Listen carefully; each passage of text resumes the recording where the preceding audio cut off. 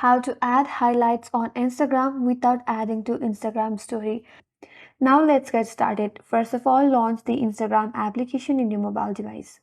And then make sure that you're logged in with your Instagram account. Now once you land in your home page, first of all, you have to post a story in your Instagram account by hiding from all of your followers so that no one could see your story.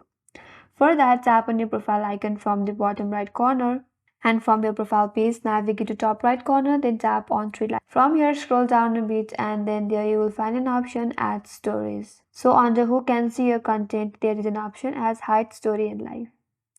Then tap on hide story in live from, and there you have to select all of your followers, and after you select all of them, tap on done.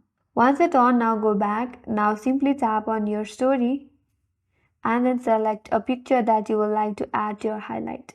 Now once you have it, simply post it in your Instagram story and no one will be able to view your or see your story.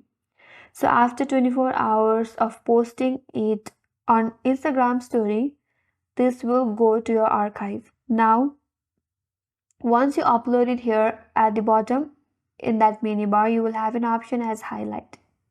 So from there you can simply add to your highlight, tap on highlight and then create a new highlight. Then tap on add.